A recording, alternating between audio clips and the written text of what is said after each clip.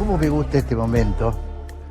Porque yo vengo de escuchar intensamente a nuestros entrevistados, de tratar de generar un clima que a mí me resulte agradable y sobre todo que me aporte a mi propio crecimiento, a mi propio desarrollo. Y entonces ahora me encuentro con una especie de epílogo de este programa, que es el encuentro con el filósofo, el poeta, mi amigo Santiago Kovadlov. Un momento de gloria. Hola Santiago, ¿cómo estás? ¿Qué tal, Jorge? Buen día, ¿cómo estás? Muy bien, muy bien. Me alegro. Y tenés razón, tenés razón. Solo que pido inclusión, es decir, ese diálogo que vos mantenés Sí. con nuestros entrevistados es algo que genera una atmósfera donde es muy difícil sentirse excluido. Mientras lo escucho, tengo yo la sensación de que en tus preguntas, en tu inquietud, en tu tentativa de explorar el pensamiento y la sensibilidad de las personas que entrevistás, sos capaz de expresarnos a los dos. Y por eso es que me encanta repasar con vos lo ocurrido, porque Sí. cada programa nuestro, cada domingo nuestro, vuelve a poner de manifiesto algo que para mí es esencial y estoy seguro de para vos también. La insistencia en pensar, entendiendo el pensamiento no como el despliegue de certezas, sino la exploración de lo complejo, la tentativa de devolverle a la realidad un carácter problemático que muchas veces el esquematismo, la ideología o el prejuicio le quitan. Por eso, oyéndote hoy en tu editorial, esas tremendas preguntas que hacía son también expresión de algo que nos expresa a todos. ¿De qué hablamos? ¿Por qué hablamos? ¿Cuándo hablamos? Recordabas a Pablo Milanés. Todos nos fuimos un poco con él, porque él también fue la voz que tuvimos nosotros durante tantos años a través de sus canciones. Y mencionabas un hecho tremendo. Pablo Milanés, despertamos de la ensoñación revolucionaria. Cuando él toma la palabra en ese encuentro espléndido que mantiene con Carlos Lizcano, y le cuenta los años que entre el 65 y el 67 pasó como prisionero de trabajos forzados en Cuba, por oponerse a la dictadura, porque no toleraba las falsedades de aquello que se decía y de aquello que se pregonaba, ¿no? Vos señalabas, por eso me importa siempre subrayar el diálogo con ellos, más que la intervención aislada de cada uno. Dijiste vos, nosotros somos víctimas y también promotores de lo que nos asfixia. Ese pensamiento autoritario, intolerante, también encontró en la pasividad y en la idealización, en lo que caracterizabas como ensoñación revolucionaria, una complicidad que desembocó en lo que después Samantha Schweblin fue capaz de llamar los cimientos. Y cuando Hugo Besetti, entrevistado también por vos hoy, se refiere a la violencia revolucionaria, a una izquierda a la que él interroga cuando esa izquierda no se interroga, y le pregunta si siempre fue progresista, si lo sigue siendo, si en la Argentina el fracaso de la izquierda ha permitido que ella misma se renueve, recupere vitalidad, conciencia crítica, esa izquierda que él caracterizó como proveedora de ideas, como teniendo la capacidad de generar ideas un rasgo distintivo, y hoy mostrándose anémica en ese sentido, absolutamente anémica, te lleva a vos a preguntar dónde están las preguntas. ¿Dónde están las preguntas? Preocupa a una izquierda que no se autointerroga, porque finalmente, sea izquierda o no sea izquierda, sin autointerrogación, sin la capacidad de explorar el propio estancamiento, ¿a dónde se desemboca? Bueno, en una existencia espectral. Y por último, decirte con respecto a Samantha Schweblin, tan expresiva en su caracterización de la traducción, fíjate vos, ella dice... Cuando una traducción está bien realizada, la voz del autor se deja oír en ella. Pero una traducción es una interpretación. Es una interpretación, como Nietzsche nos enseñó siempre. No existen hechos, existen interpretaciones.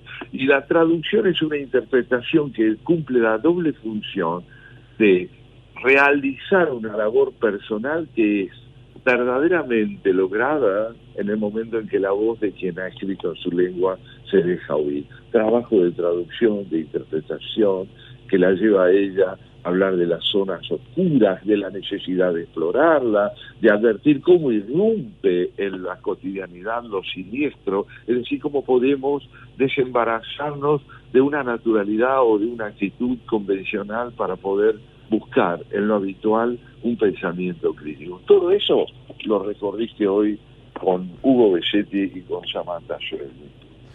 Bueno, déjame que le diga a los oyentes que en realidad lo que vos decís es absolutamente cierto. Me refiero a que yo de alguna manera hablo en nombre de los dos, porque nosotros nos gusta mucho preparar este programa, y efectivamente la primera parte yo soy delegado de este equipo que hemos formado con Santiago Kovadlov, que se basa fundamentalmente en esto que vos definías como el intento de pensar, el intento de profundizar, el intento de no quedarnos en la superficie, ¿no?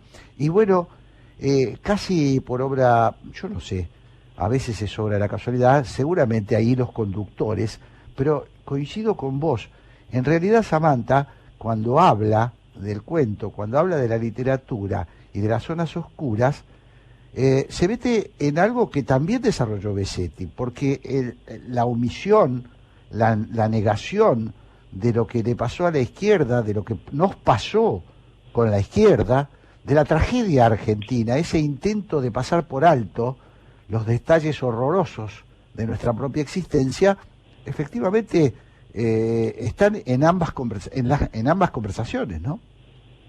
Tal cual. Fíjate que no casualmente, a modo de epígrafe del encuentro con ella, vos ponés un párrafo de nuestro queridísimo Julio Cortázar, autor de Casa Tomada, que dialoga con las casas vacías de Samantha. En Casa Tomada vuelve a aparecer lo siniestro. ¿Lo siniestro qué es? Es ese rasgo inesperadamente ajeno que irrumpe en lo familiar para poner de manifiesto la imposibilidad de cerrar una imagen en un aspecto previsible, apacible, aproblemático. La izquierda argentina promovió lo siniestro al desentenderse de su propio apego al encubrimiento de su verdad, que implica el reconocimiento crítico no solo de sus errores, de sus horrores,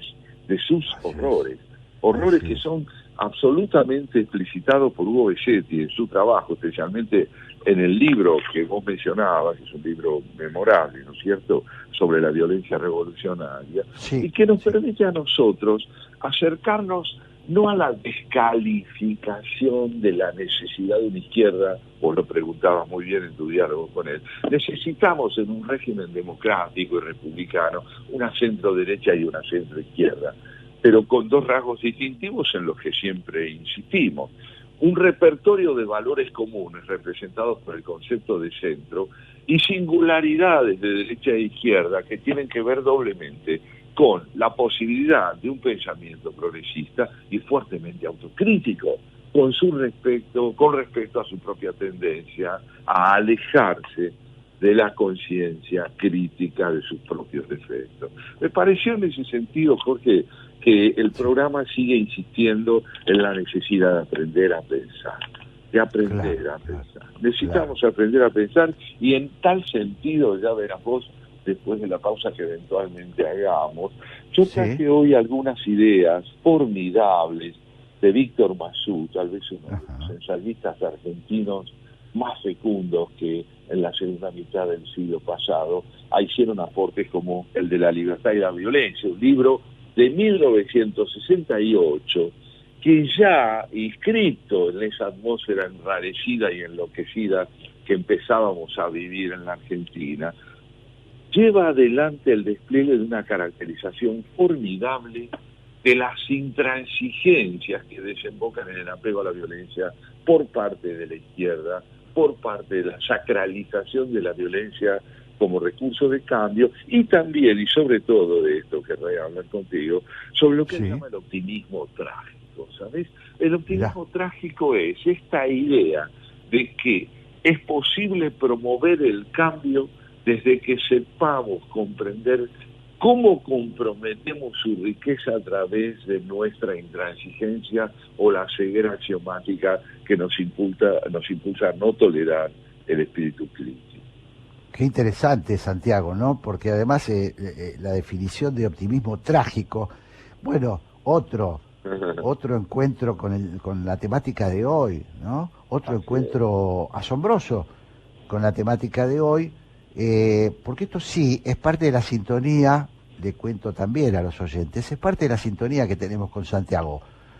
Preparamos los programas, pero muchas de las cosas, porque llevamos adelante un trabajo previo de pensamiento, de conversación entre nosotros, muchas veces vienen a nosotros temas parecidos, porque las preocupaciones son similares.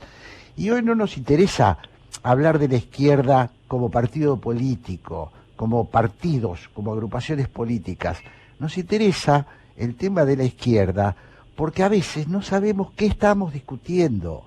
A veces estamos hablando, pasando por alto la profundidad de mira y nos estamos llevando por esto que Besetti definió muy bien. Ya no se discute pensamiento, se discuten pertenencias. Estamos hablando sobre tribus, ¿no?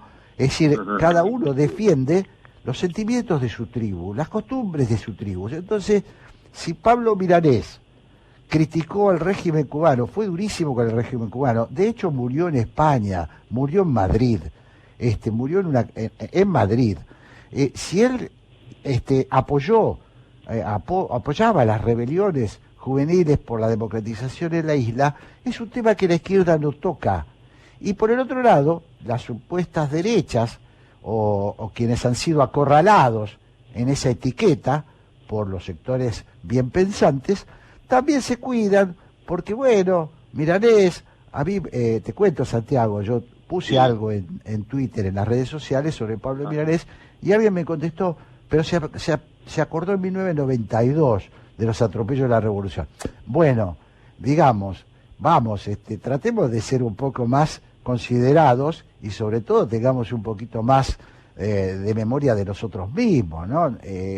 Sí, efectivamente, él hizo, seguramente podría haber hecho más, podría haber sido un abanderado en el 65, sublevarse contra el régimen, hizo lo que pudo. La gente... Estaba en un campo de concentración. Claro, claro. Digamos, qué mejor evidencia de lo que hizo en el momento oportuno que el hecho de que haya sido enviado a un campo de concentración. Claro. Yo me resisto a regalar a un poeta como Pablo Milanés a los bien pensantes, te confieso. Me resisto. Primero porque lo disfruto mucho su poesía, su voz maravillosa y sobre todo esos temas de amor maravillosos. Yolanda tiene temas extraordinarios, ¿no? Que yo no quiero regalárselo a quienes me marcan todos los días que yo pertenezco a otra tribu. No, yo pertenezco a la tribu sensible de Pablo Milanés. Está es muy importante esto que decís para mí también. ¿Sabes por qué? Porque yo creo que un poeta, cuando logra darle al amor el protagonismo que le da Pablo en sus canciones, está demostrando además que no está subordinado a ningún programa ideológico de nadie, que está expresando el triunfo que en su persona ha cobrado, la alegría de vivir, el sentimiento que en él despierta a alguien, o esa emoción fundamental que es descubrir todos los días con asombro la hermosura de la existencia, más allá del dolor por el que él ha atravesado, porque cuando un hombre viene de un campo de concentración como vino él, está sellando con su música y su poesía el triunfo de la vida sobre la muerte. No hay duda alguna de eso, y por eso es tan importante también subrayar otra cosa que brotaba del diálogo tuyo con Besetti. Sí. Cuando hay participación en la decadencia que se combate, es porque el propio pensamiento autocrítico no está operando bien. Es decir, uno interviene y promueve la decadencia que dice combatir con la rigidez con que se sitúa frente a eso que se llama el adversario. La confrontación, decía Besetti, es un programa sin ideas. Ir a luchar contra el otro sin poder reflexionar en todo aquello que uno mismo hace para promover lo que combate. Excelente. Vamos, si te parece, a la poesía, al arte. Vayamos y luego a un pensador como Víctor Massú. Vale. Y acá estamos, bueno, disfrutando de Pablo, seguimos disfrutando de Pablo Milanés. Sí. Qué lindo tema, ¿no? Hermoso. Vos sabés que me imaginaba a los tres sentados hoy en nuestra tertulia, a Víctor Massú, ese gran filósofo tucumano, fallecido ya hace tantos años, y que nos aportó con este libro, La libertad y la violencia, un clásico verdaderamente visionario sobre lo que se avecinaba para el país y para América Latina. Y me imaginaba, Jorge, preguntándole nosotros, ¿qué opinás de lo que estamos charlando, Víctor? Y lo veía él diciéndonos, mira, yo creo que están ustedes hablando del hombre apocalíptico. Y si me atengo a las palabras tal como las expresa en su libro, nos diría esto. El hombre apocalíptico es aquel que se viste con las pompas efectistas de la violencia redentora, de la ideología en su doble carácter de saber instrumental y de metafísica para las multitudes. Es el que se viste con las promesas paradisíacas de la utopía, las diversas idolatrías del gran cuerpo moral y colectivo y la fe en catástrofes creadoras que lo destruyen todo para salvarlo todo. Contra tamaña intoxicación por exceso de ilusiones, ¿acaso valga una filosofía del individuo y la voluntad de diferenciación, una sabiduría de la ambigüedad que disipen espejismos y no cierren los ojos ante el rostro terrible de la verdad?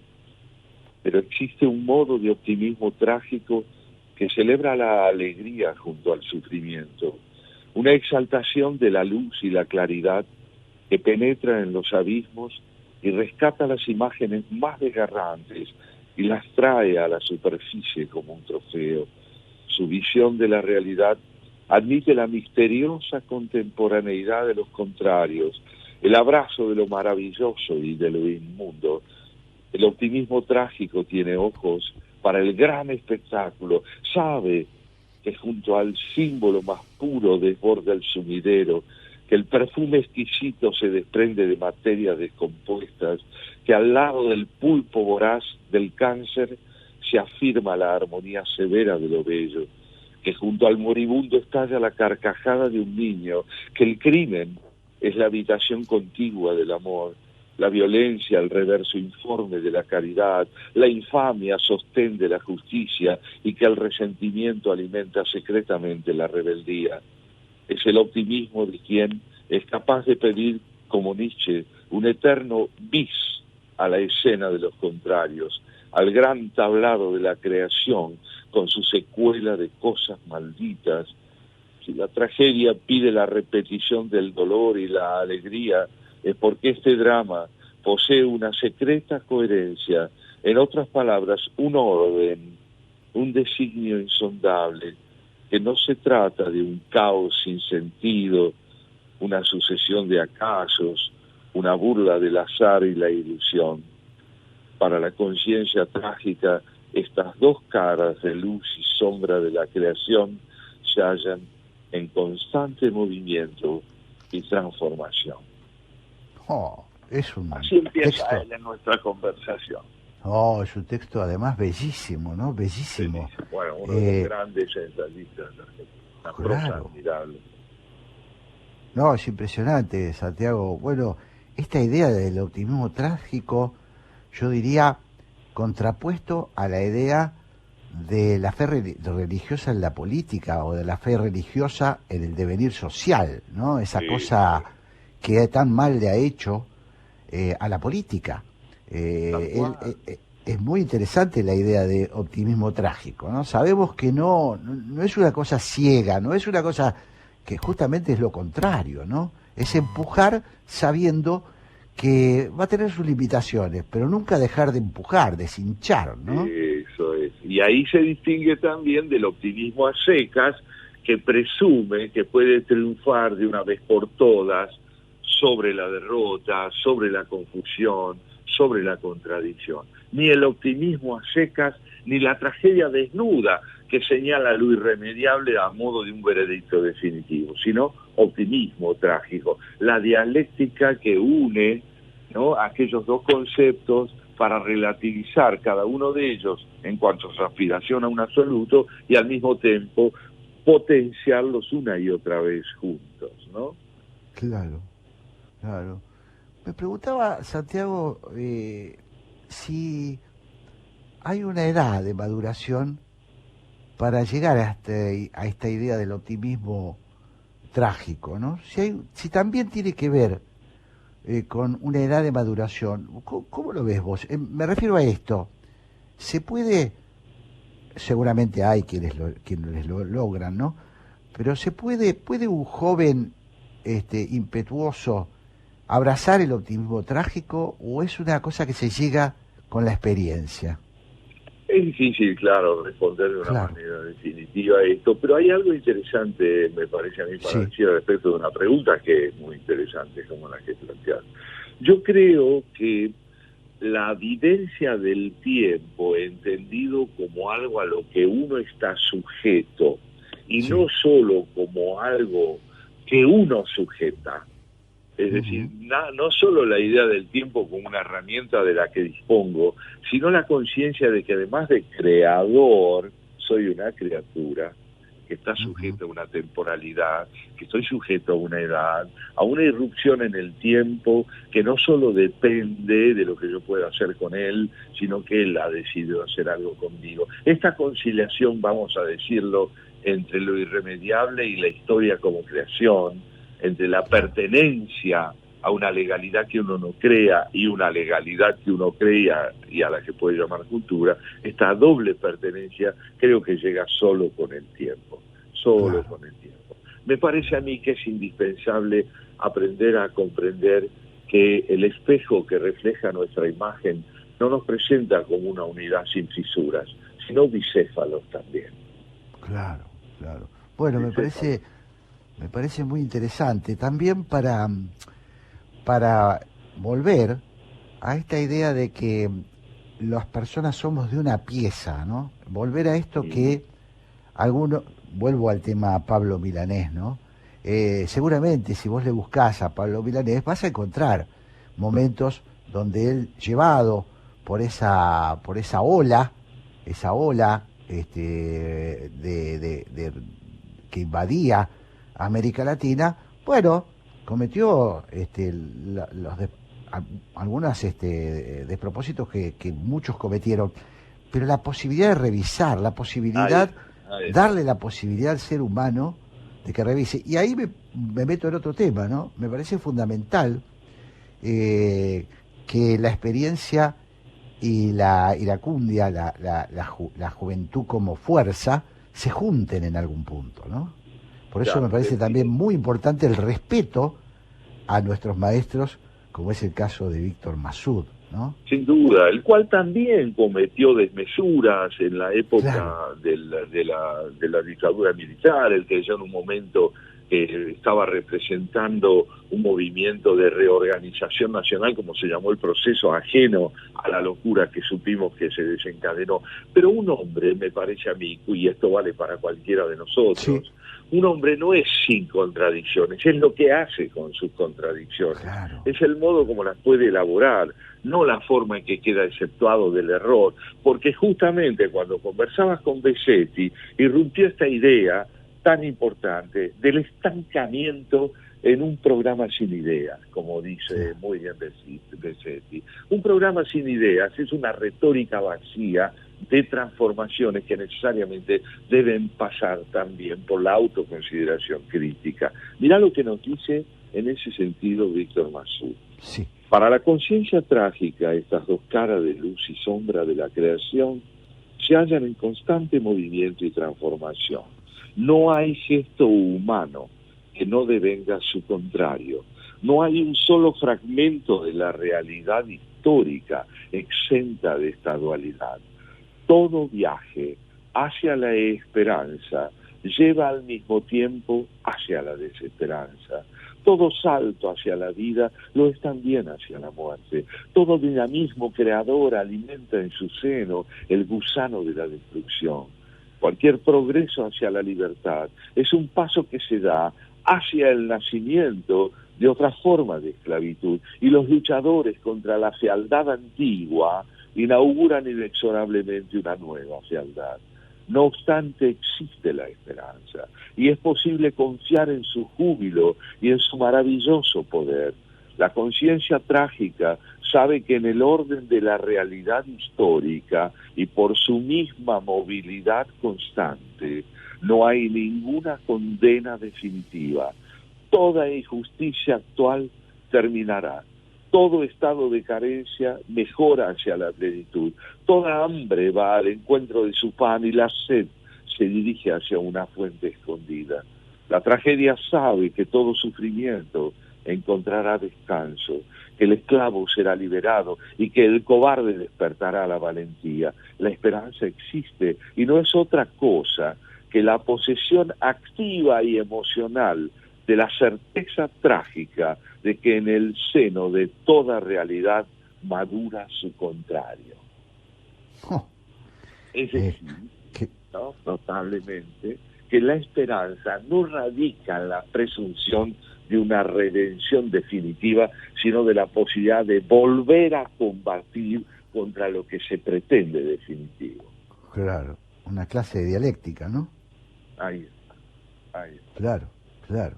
Muy interesante y muy vinculado, sí, efectivamente a lo que hablábamos, ¿no? En la primera parte del programa. Creo que sí, que estamos inmersos en esta atmósfera a la que Víctor ahora con su palabra viene a infundirle tanta belleza expresiva y tanta hondura, pero que esencialmente nos remite a esta necesidad, ¿no es cierto?, que vos reflejabas muy bien en el diálogo con Vicente y también con Samantha, cuando, hablando justamente con Samantha, vos le preguntabas acerca de lo que significa para un escritor, en este caso una escritora, verse reflejada en otra lengua. Y ella te decía que si esa lengua es realmente la expresión del talento interpretativo del traductor, cumple con una doble función: hablar del autor y hablar del traductor. También, dijo ella, se premia al traductor en este premio que ella ganó en el National Book Award, ¿no es cierto? También se premia al traductor. Y yo creo que un traductor, en el marco de nuestra conversación de hoy, es un intérprete. Es el papel que el intérprete está llamado a cumplir para que la realidad no se estanque en la incomunicación del dogma. Claro. Muy apropiado, ¿no? Estaba pensando, Santiago, en que tantos años de humanidad, uno podría decir que lo único que deberíamos aprender es el no matarás. Porque si el ser humano es cambiante, si el ser humano puede mejorar, si el ser humano puede revisar sus propias acciones, lo único que no puede es apropiarse, tratar de ser Dios y matar al que piensa distinto. Mirá si lo hubieran condenado los progresistas, si los que condenan a Pablo Milanés hoy, los progresistas que lo condenan, o aquellos que solo ven la primera parte de Pablo Milanés. ¿Cuál tiene la razón? Claro, exactamente. Bueno, ese llamado al valor sagrado de la vida supone al mismo tiempo que hay algo que es indispensable para poder tender, por lo menos en dirección a ese reconocimiento, que es justamente entender que es indispensable ejercer sobre uno mismo una sospecha fecunda, y es que es la que expresaba maravillosamente Oscar Wilde: es conveniente ser un poco improbable. Claro. Es conveniente ser, sí, porque si vos admitís tu improbabilidad, el otro tiene lugar. Claro.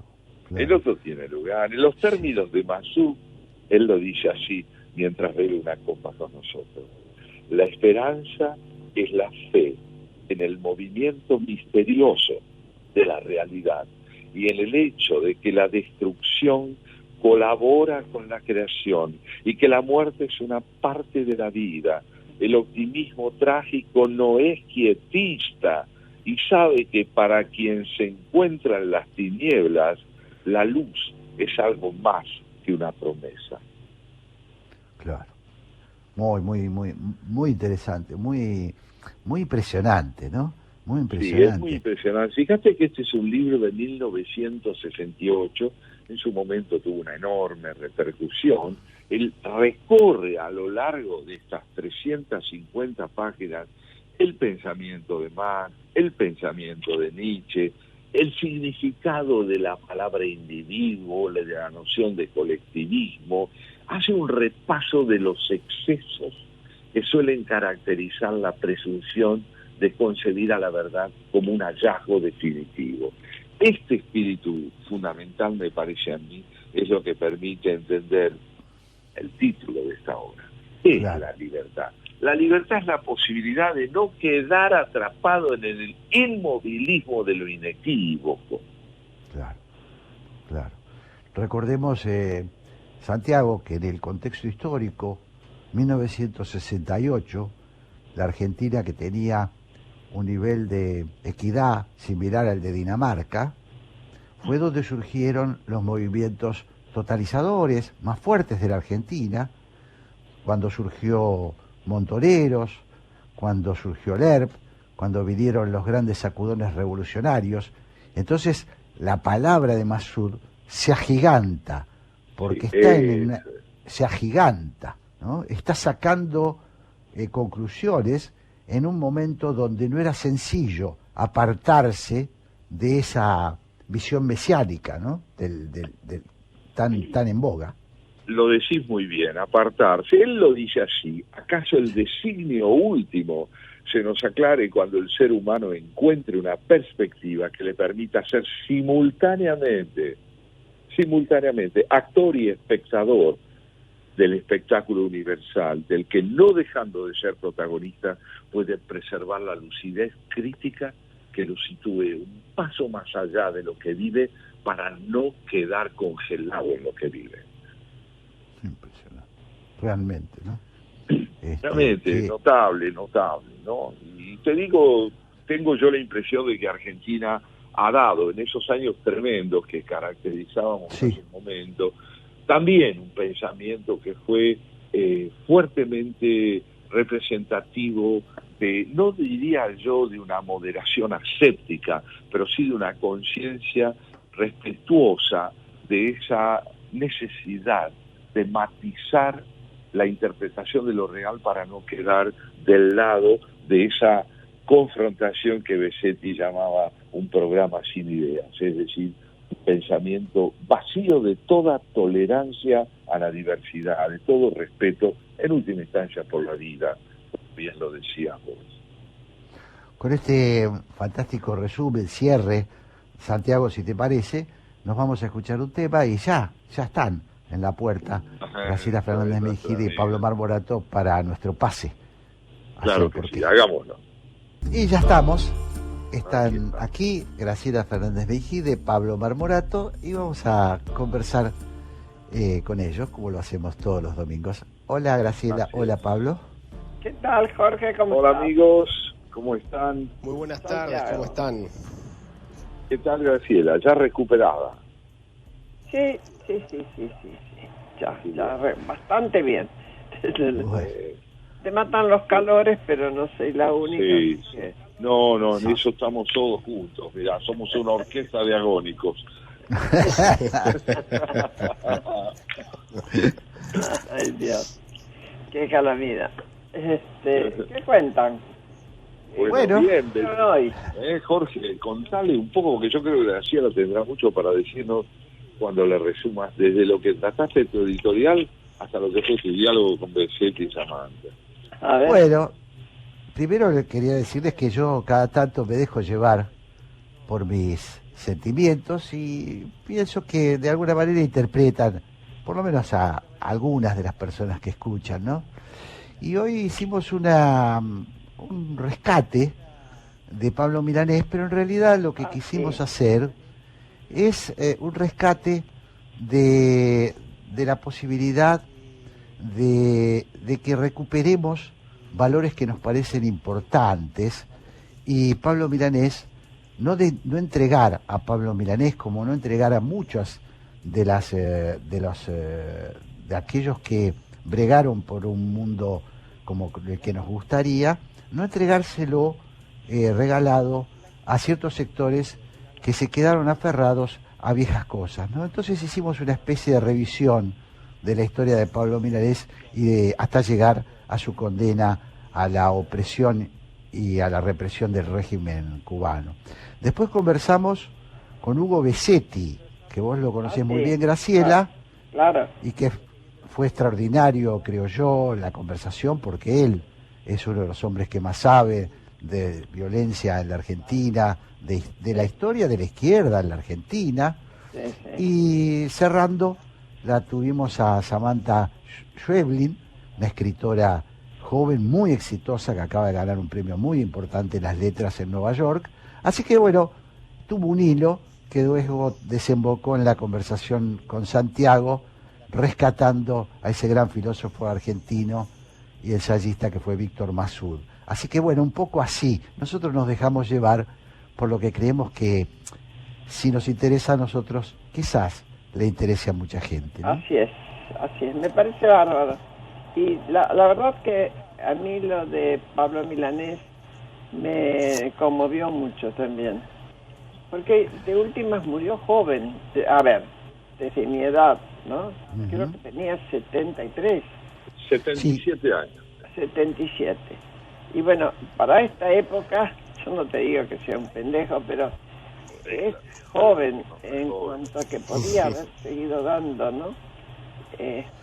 Sobre todo sus canciones tan hermosas y tan comprensivas de lo que era la Cuba, y sobre todo la Cuba que él quería, ¿no? Tal cual. Sí. Y esta posibilidad, ¿no?, de recorrer, decíamos con Jorge, la incesante vigencia de su capacidad amorosa, de su lirismo, de su sensibilidad vitalista, ¿no?, nunca derrotada por el horror que le tocó vivir. Y aún viviendo fuera de Cuba. Y aún viviendo sí. fuera de Cuba. Y rescatamos algo, Graciela, Pablo, que quizás no es muy conocido, que es un reportaje que le hicieron a él en El País de España en el año 2015, donde él cuenta que estuvo en un campo de concentración. Claro. Estuvo en un campo de concentración. Bueno, no es un tema muy conocido, es un tema que la izquierda trata de ocultar, y que él se encargó de recordar, diciendo que Cuba vivió un horror. Él dice, no fueron, como se definió, el quinquenio gris, aquel periodo primero, sino que vinieron muchos quinquenios grises para Cuba, ¿no? Claro. Sí. Además que muy tramposamente esos campos de concentración se llamaban de reeducación. Exactamente. Pero no de reeducación, qué sé yo, de qué tipo. Era, vos te equivocás políticamente. Absolutamente. No te voy a enseñar lo que es. Exactamente. Terrible. Y por la fuerza, y además oprimido a un tipo libre, quitándole la libertad. Sí, bueno, sí. El error consiste en la disidencia, y de la disidencia uno se cura a palos. Bueno, Mao se mandó la suya también, ¿no? Así es. La revolución cultural. Tremendo. Y justamente Besetti, una de las cosas que subrayaba es cómo él, viniendo desde un pensamiento fuertemente marcado por el maoísmo, por el comunismo chino, él termina acercándose a la democracia cristiana. Y vos de la democracia cristiana, Graciela, sabés mucho, porque conociste a un hombre excepcional, ¿no es cierto? El Fraullero. Un hombre interesante. Yo conocí dos hombres excepcionales de la democracia cristiana, bien diferentes y colocados en distintos lugares. Uno de ellos fue Carlos Aullero, que era brillante, pero estaba en la parte que se llamaba humanismo, de la democracia cristiana acá.